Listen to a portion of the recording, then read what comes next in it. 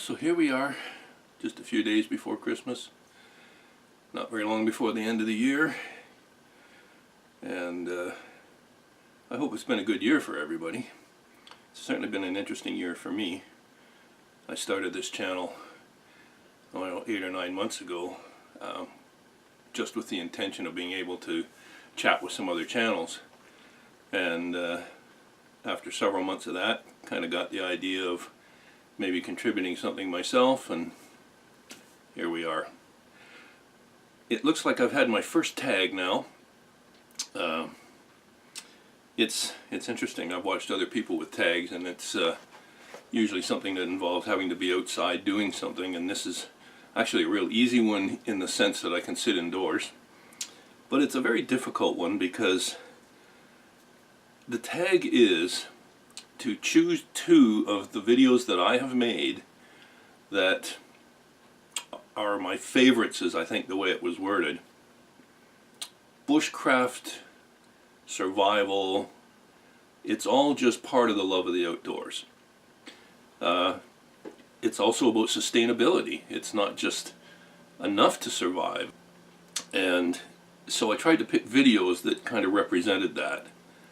And the 2 that I came up with are, hopefully, it's hard to pick just 2. It's, because there's no 1 or 2 videos that kind of gives me that whole spread. But I'll give you the 2 that I picked. I didn't pick them based on the number of views or anything like that. I picked them, as I was just saying, on the basis of I hope that they give something of a representation of the variety of things I like to do, from camp cooking, any kind of cooking, and gardening and hunting and fishing and the whole ball of wax. So I'll tell you what they are, and then I'm going to pick 3 people to pass it on to. So here we go. Okay, so this tag was given to me by My Slice of Heaven. Good channel. You want to go, it's Joey down in the southern part of the US, and he's got quite a bit of outdoor things going on, hunting, and he's bought a piece of property. He's preparing food plots for his hunting and for just the wildlife feeding, and it's a good channel. I want you to check that one out too. The videos that I've chosen are why you should practice bushcraft and why I don't. And I think that video shows, it shows to me the fact that I'm outside having a cup of tea with, on a rock several miles from here, just with a little fire pot that I made. So it shows the fire pot that I made. I believe strongly that you don't need to spend a lot of money on gear. I don't believe in getting cheap gear. Inexpensive gear is a different thing. But I like making things anyways. But also the discussion I had at that time was about the so-called end of the world type survival situation where there's been a pretty substantial, for whatever reason, there's been a substantial breakdown in our life and in our country, our economical life, the whole thing. And so it shows that side of it. It shows the outdoor side of it somewhat. I am using a good bit of equipment that I made, and also I'm just outdoors and enjoying the nature. So that was one reason I picked that video. A new life for an old wood stove. And I think that represents quite a few things that you might not normally think of. When I see something, any old tool, whether it's an old wood stove, old hand tools which I collect, those come from a time, for the most part, when things were more handmade, where some craftsman actually stood there and put part of himself into that, his own effort.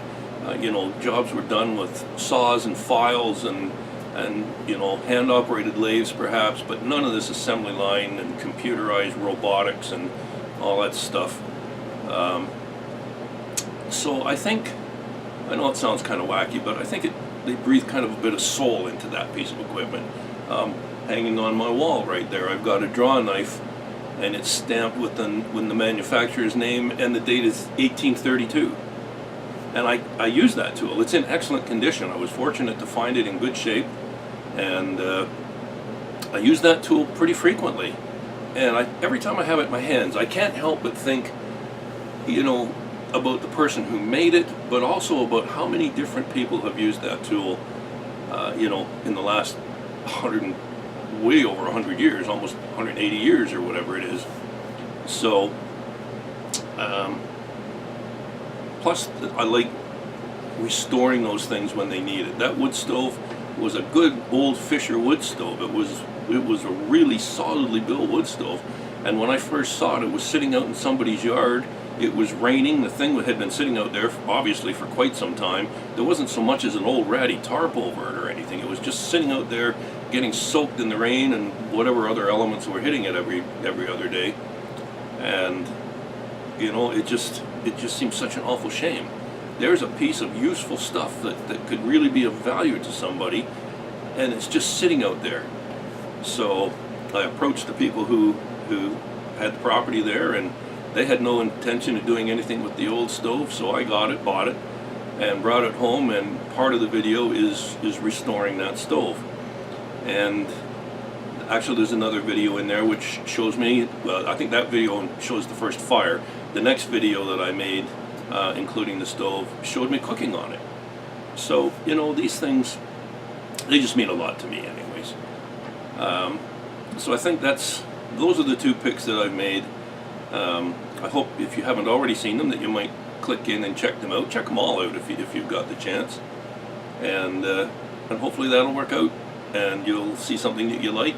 And if you'd like to subscribe, share it with somebody that you think might enjoy it, that's also interested in this type of thing, that would all be great. So now I've got 3 people. I'm going to put links somewhere in this system as soon as I figure that out.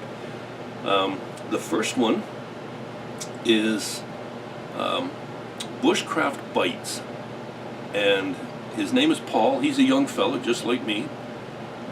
He's ex-military and he lives in the UK, and Paul is big on a lot of the handcrafted, not necessarily primitive but older school way of doing things. He does a lot of notch carving and things like that. He makes net needles and grabs some cordage and makes his own nets. He makes his homemade bows and all sorts of whole variety, and other fishing and camping and tarps, and you know, he's got quite a variety of different things that he does as well. And it's interesting when you see people in other areas, and especially in other countries, how they do things. Because if I only saw what was going on in my immediate area, I'd only be seeing things that were very similar to what I do. By seeing something that somebody else does far away, maybe puts a whole new angle on how things work. So Paul with Bushcraft Bites, have a look at his channel. It's a great one. Another one that I want to use, Southern Ohio Honeybees and Barbecue. And oddly enough, he seems to be in Ohio. Beekeeping and honey and beeswax and things are a big part of the channel.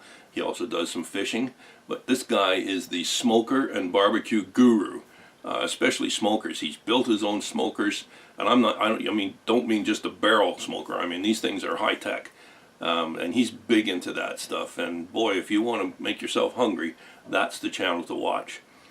Is Jeff Allen Off the Gridiron. Jeff is also a new channel. All of these channels, including myself, are channels that only have a few hundred subscribers at the time.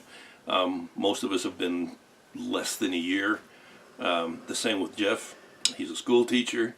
We've all, for the most part, been involved in bushcraft, most of us for the majority of our lives, if not longer. Jeff as well.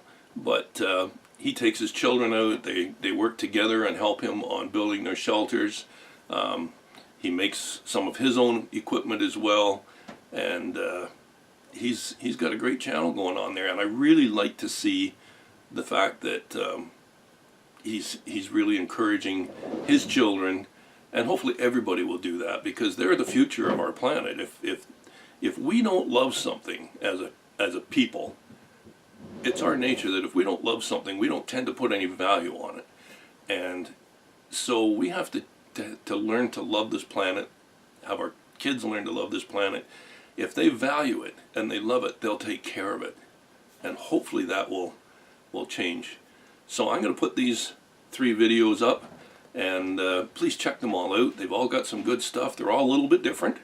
And I hope you enjoyed this. Have a Merry Christmas, everybody, and we'll see you again. Have a good one.